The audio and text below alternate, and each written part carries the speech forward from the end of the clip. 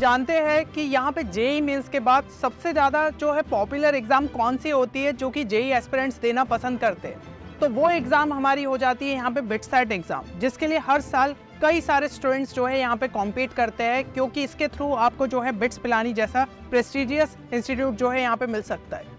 तो अब यहाँ पे एक सवाल जो कि कई सारे एस्पिरेंट्स के दिमाग में रहता है, वो सोचते हैं कि क्या बिटसैट एग्ज़ाम जो है काफ़ी ईजी एग्ज़ाम है as compare to JEE mains, और अगर हम जो है जेईई मेंस के बाद भी यहाँ पे प्रिपरेशन स्टार्ट करेंगे तो क्या हमारा बिटसैट क्रैक हो सकता है। अगर ये सवाल आपके भी दिमाग में है तो इस वीडियो को एंड तक जरूर देखिएगा, ताकि आपके सारे डाउट्स जो है यहाँ पे क्लियर हो जाए। अब देखिए, अगर हम दो एग्जाम को यहाँ पे जो है कंपेयर करना चाहते तो सबसे पहले उनकी सिमिलैरिटीज और डिफरेंसेस को समझना पड़ेगा, ताकि हमें एग्जाम के बारे में और अच्छे से पता चल पाए। तो सबसे पहले यहाँ पे जो है हम सिमिलैरिटीज जानने की कोशिश करते कि क्या क्या चीजें इन दोनों एग्जाम के अंदर जो है हमें कॉमन देखने को मिल जाती है। तो सबसे पहले तो यहाँ पे अगर सिलेबस की बात करूँ तो जेईई मेंस और बिटसैट के अंदर कई ज्यादा जो है हमें कॉमन सिलेबस देखने को मिल जाता है। मतलब कि ऑलमोस्ट आप 75 to 80% कह सकते हैं कि हमें सिलेबस कॉमन देखने को मिल जाता है। और अगर हम जो है यहाँ पे 2024 हटा दे तो उससे पहले तक तो जो है यहाँ पे आपका 95% सिलेबस जो है यहाँ पे कॉमन रहता था। लेकिन अब ये पोर्शन जो है कम क्यों हो गया है? क्योंकि पिछले साल जो है यानी कि 2024 के अंदर जेईई मेंस से यहाँ पे काफी सारा सिलेबस आपका डिलीट हो गया था। स्पेशली केमिस्ट्री के अंदर 9 चैप्टर्स जो है आपके कंप्लीटली यहाँ पे हटा दिए गए थे। लेकिन वो सब चीजें जो है हमें यहाँ पे बिटसैट एग्जाम में देखने को मिलेगी। तो इस वजह से जो है यहाँ पे आपको बिटसैट के लिए थोड़े से एक्स्ट्रा चैप्टर्स को भी जो है प्रिपेयर करना रहता है। अब ये चीज अच्छी है कि अगर आपका जो है यहाँ पे आप जेईई मेंस के लिए प्रिपरेशन कर रहे हो तो इतना जो पोर्शन है वो आपका बहुत अच्छे से यहाँ पे तैयार हो जाता है आप, और उसके लिए जो है आराम से यहाँ पे क्वेश्चंस को अटेम्प्ट कर पाओगे, क्योंकि आपको जेईई मेंस लेवल का अगर यहाँ पे नॉलेज मिल जाता है तो कहीं ना कहीं बिटसैट के लिए वो चीजें आपको यहाँ पे जरूर से जो है हेल्प करती है। और 2025 के अंदर हम ये चीज जो है मान सकते हैं कि आपके जो है दोनों एग्जाम्स यहाँ पे 2 अटेम्प्ट्स में जो है कंडक्ट कराए जाएंगे, क्योंकि जेईई मेंस में हम लगातार देख रहे हैं कि आपके 2 अटेम्प्ट्स हो रहे हैं। और बिटसैट में भी जो है ये चेंज अभी रिसेंटली यहाँ पे कर दिया गया था कि 2 से 3 साल पहले जो है आपके यहाँ पे एक ही अटेम्प्ट होता था, लेकिन अभी जो है हमें रिसेंट ईयर में देखने को मिल रहा है कि 2 अटेम्प्ट्स आपके यहाँ पे कंडक्ट कराए जा रहे हैं। और 2 अटेम्प्ट्स मतलब कि 2 एक्स्ट्रा अपॉर्चुनिटी हो जाती है, क्योंकि यहाँ पे कुछ एवरेज या ऐसी चीज नहीं करी जाती है, बल्कि जिस भी अटेम्प्ट के अंदर आपका जो है यहाँ पे बेस्ट स्कोर रहता है उसको यहाँ पे कंसिडर किया जाएगा। तो आपको एक एक्स्ट्रा अपॉर्चुनिटी यहाँ पे मिल जाती है ताकि आप अपने सपने के और ज्यादा नजदीक पहुंचे। तो ये चीज मेरे हिसाब से आपको जो है क्लियर हो गई होगी। अब अगर हम यहाँ पे डिफरेंसेस की बात करें कि क्या क्या चीजें जो है हम इन दोनों एग्जाम में डिफरेंट देखने को मिलती है, तो सबसे पहली चीज हो जाती है यहाँ पे पेपर पैटर्न। पेपर पैटर्न जो है दोनों का ही बहुत ज्यादा अलग है। यहाँ पे अगर हम जेईई मेंस की बात करें तो 75 क्वेश्चन आपको जो है 180 मिनट्स के अंदर यहाँ पे सॉल्व करने रहते।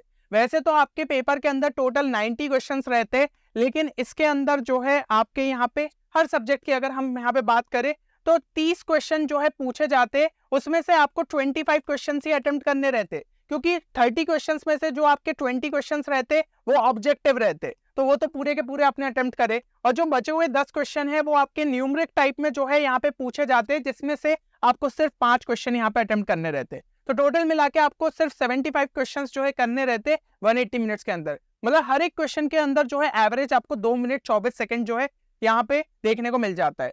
तो इतने टाइम के अंदर जो है कई सारे क्वेश्चंस आप अच्छे लेवल पे जो है सॉल्व करके अटेम्प्ट कर सकते हो। लेकिन बिटसैट में क्या हो जाता है, यहाँ पे 130 क्वेश्चन अटेम्प्ट करने रहते 180 मिनट्स के अंदर, तो यहाँ पे एवरेज जो है 1 मिनट 23 सेकंड ही आपको देखने को मिलता है। अब उसमें से भी जो है आपके 40 से 50 सेकंड तो जो है कई बार ऐसा रहता है क्वेश्चन को समझने में चले जाते हैं। तो आप समझ रहे हो कि उस क्वेश्चन के लिए आपको बहुत ही कम टाइम मिलता है क्वेश्चन को सॉल्व करने में। तो यहाँ पे एक चीज जो है आपको क्लियर हो रही होगी कि पूरा जो गेम है बिटसैट का वो स्पीड एंड एक्यूरेसी पे जो है यहाँ पे वर्क करने वाला है। अगर आपकी स्पीड यहाँ पे अच्छी नहीं रही तो इस एग्जाम के अंदर एक अच्छा स्कोर आपका नहीं बन सकता है। और हम देख रहे हैं कि कट ऑफ भी जो है यहाँ पे इंक्रीज होता जा रहा है। तो रीजन यही है कि कई सारे स्टूडेंट्स यहाँ पे जेईई मेंस के साथ साथ जो है अपनी स्पीड पे बहुत ज्यादा वर्क करते हैं, तो उसी कारण से जो है वो बिटसैट में एक अच्छा स्कोर जो है यहाँ पे निकाल सकते हैं। अब अगर हम यहाँ पे लेवल ऑफ डिफिकल्टी की बात करें तो लेवल ऑफ डिफिकल्टी में जो है हम ये कह सकते हैं कि जेईई मेंस के अंदर जो है आपकी लेवल ऑफ डिफिकल्टी यहाँ पे अच्छी देखने को मिलती है, ठीक है ना। बिटसैट के कंपैरिजन में जेईई मेंस की लेवल ऑफ डिफिकल्टी यहाँ पे हमें ज्यादा ही देखने को मिलती है। लेकिन इसका ये बिल्कुल भी मतलब नहीं है कि बिटसैट में बहुत ही ज्यादा जो है इजी क्वेश्चंस आ रहे हैं। आपको जो है यहाँ पे इजी क्वेश्चंस तो देखने को मिलते हैं, साथ ही साथ मॉडरेट भी देखने को मिलते हैं, और कुछ क्वेश्चंस आपके यहाँ पे डिफिकल्ट जानबूझ के डाले जाते हैं ताकि स्टूडेंट्स उनमें फंस के रह जाए और पूरे पेपर को यहाँ पे अटेम्प्ट ही नहीं कर पाए। तो हमें जितने ज्यादा हो सके मॉक टेस्ट देने पड़ेंगे ताकि आप पैटर्न को लेकर और ज्यादा फैमिलियर हो पाओ और ऐसे क्वेश्चन से जो है बचना सीखो ताकि मैक्सिमम क्वेश्चंस को आप अटेम्प्ट कर पाओ। अब किस तरीके से यहाँ पे स्पीड को इंप्रूव कर सकते हैं, क्योंकि स्पीड बहुत बड़ा रोल प्ले करेगा आपको बिटसेट एग्जाम को क्रैक करने में। तो सबसे पहले तो आपको जो है टाइम बाउंडेड क्वेश्चंस की जो है प्रैक्टिस करनी पड़ेगी।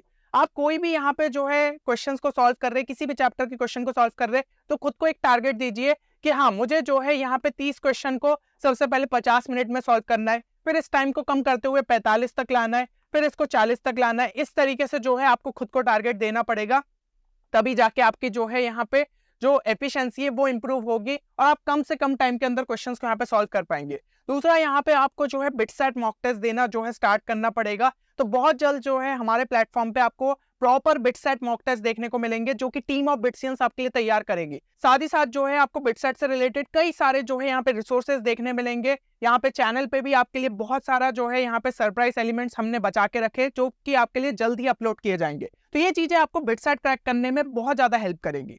एंड अगली चीज यहाँ पे ये हो जाती है कि हमें ज्यादा से ज्यादा स्मार्ट मेथड्स के बारे में जानना पड़ेगा, है ना। अगर आपने जो है यहाँ पे चैनल के पिछले साल के भी वीडियोस देखे होंगे तो हमने कई सारी आपको टेक्निक्स यहाँ पे बताई थी कि हम क्वेश्चंस को और जल्दी किस तरीके से अप्रोच कर सकते हैं, क्योंकि यही जो टाइम सेविंग टेक्निक्स रहती है या फिर स्मार्ट मेथड्स रहते हैं, यही चीज हमें कॉम्पिटिटिव एग्जाम को क्रैक करने में हेल्प करती है, क्योंकि वहां पे आपके एमसीक्यूज रहते हैं ना कि सब्जेक्टिव पैटर्न क्वेश्चन। तो यहाँ पे अगर हम समझ पाए कि ऑप्शंस के साथ कैसे खेला जा सकता है, ऑप्शंस को जो है किस तरीके से समझते हुए हम यहाँ पे सही आंसर को टिक कर सकते हैं, तो ये चीजें बहुत ज्यादा हेल्प करती है। उसमें आपका सब्स्टिट्यूशन मेथड हो गया, ऑप्शन एलिमिनेशन मेथड हो गया, या फिर ग्राफ ड्रॉ करके आंसर निकालना, ये सब चीजें जो है हमारे लिए काफी हेल्पफुल साबित होती है।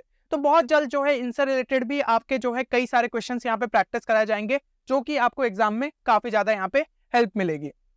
अब एक और कंपोनेंट जो कि इस एग्जाम को थोड़ा सा और ज्यादा अलग बनाता है वो होता है आपका लॉजिकल रीजनिंग और इंग्लिश सेक्शन, क्योंकि इस एग्जाम के अंदर आपके जो है यहाँ पे 30 क्वेश्चन हमें देखने को मिलते हैं लॉजिकल रीजनिंग और इंग्लिश के। ठीक है, बिटसेट की यहाँ पे मैं बात कर रहा हूँ, 30 क्वेश्चन देखने को मिलते हैं। और यहाँ पे आपकी जानकारी के लिए बता दूं, फिजिक्स के अंदर भी आपको 30 क्वेश्चंस देखने को मिलते हैं, केमिस्ट्री में भी 30 क्वेश्चंस देखने को मिलते हैं। मतलब भाई इक्वल वेटेज जो है वो कैरी कर रहा है। तो आप ये सोच नहीं सकते कि मैं जो है पीसीएम को बहुत अच्छे लेवल पे यहाँ पे प्रिपेयर कर लूँ, मेरा काम बन जाएगा। एलआर एंड इंग्लिश पे भी जो है आपको इक्वल अमाउंट ऑफ फोकस यहाँ पे दिखाना पड़ेगा। और अगर आप जो है अपने सीनियर से पूछे या फिर अभी जिन्होंने मतलब 2024 का एग्जाम दिया था, जो ड्रॉपर्स हो गए, उनसे अगर आप पूछे तो आप ये पाएंगे कि एलआर का भी जो है लेवल यहाँ पे इंप्रूव हुआ है। कुछ ऐसे क्वेश्चंस पूछे गए जो कि स्टूडेंट्स यहाँ पे नहीं बन रहे थे। तो आपको पहले से ही अच्छे तरीके से प्रैक्टिस करनी पड़ेगी ताकि इस सेक्शन के अंदर भी आप एक अच्छा स्कोर निकाल पाए, है ना। और ये सेक्शन जो है सिर्फ बिटसेट एग्जाम में देखा जाता है, जेईई मेंस के अंदर नहीं पूछा जाता, तो ऐसा अलग से स्टूडेंट प्रिपेयर करते ही नहीं है। लेकिन आप अगर कंपटीशन में आगे रहना चाहते तो अभी से ही जो है वीकली थोड़ा बहुत टाइम निकालिए और लॉजिकल रीजनिंग और इंग्लिश पे जो है वर्क करिए। और एक प्लेलिस्ट जो है आपको चैनल पे हमारे देखने को मिल जाएगी, प्लेलिस्ट सेक्शन में जाएंगे जहाँ पे लॉजिकल रीजनिंग और इंग्लिश से रिलेटेड क्वेश्चंस आपके लिए अपलोड करे गए, तो उनको भी जो है आप थोड़ा यहाँ पे प्रैक्टिस कर सकते हैं ताकि आपको बिटसेट लेवल के क्वेश्चंस का आइडिया मिले। और अब जो पिछले साल के थे हमारे पास जो मेमोरी बेस्ड क्वेश्चंस आए थे वो भी जो है बहुत जल्द आपके लिए प्रैक्टिस के लिए यहाँ पे लाए जाएंगे ताकि आपको रीसेंट ट्रेंड भी थोड़ा सा यहाँ पे आइडिया लगे, है ना। तो ये चीजें भी जो है आपके लिए काफी ज्यादा यहाँ पे हेल्पफुल साबित होगी।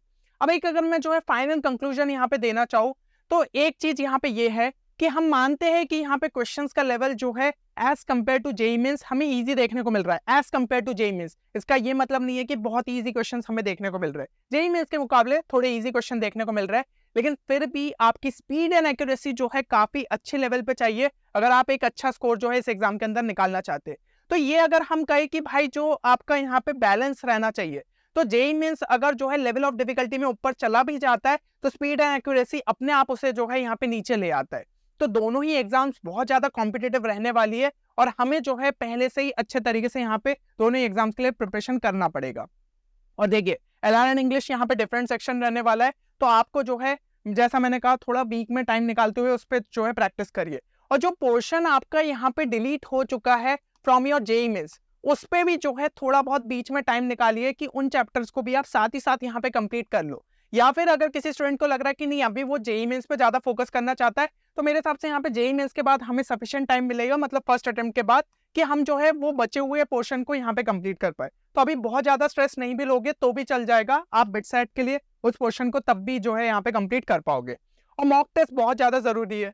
तो हमारा टारगेट यही होना चाहिए कि अगर हम जेईई मेंस के सिलेबस को यहाँ पे दिसंबर तक टारगेट कर रहे, तो हम बिटसेट का भी कहीं ना कहीं जो है फर्स्ट अटेम्प्ट के आसपास जनवरी या फरवरी तक कंप्लीट कर ले, वो डिलीटेड पोर्शन को भी, ताकि उसके बाद आप जो है ज़्यादा से ज़्यादा यहाँ पे मॉक टेस्ट दे पाओ बिटसेट एग्जाम के लिए, जो कि आपको हेल्प करेंगे आपकी स्पीड इंप्रूव करने में, आपको जो है यहाँ पे पैटर्न के प्रति भी और ज़्यादा फैमिलियर करेंगे, और आपको आइडिया लगेगा कि उस टाइम के अंदर मैं किस तरीके से क्वेश्चंस को जल्दी जो है सॉल्व कर सकता हूँ। तो ये चीज़ें जो है आपके लिए बहुत ज़्यादा हेल्पफुल साबित होगी। चलिए, तो मेरे हिसाब से यहाँ पे सारी चीज़ें जो है आपको क्लियर हो गई होगी। बाकी एक चीज़ कमेंट सेक्शन में ज़रूर मेंशन करिएगा कि क्या किस ब्रांच को जो है आप यहाँ पे टारगेट कर रहे हो, और कौन सा कैंपस आपका यहाँ पे फेवरेट कैंपस है फॉर बिटसेट 2025 एग्जाम।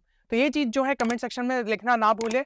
बाकी मिलते हैं अगले वीडियो में, तब तक के लिए take care and good bye.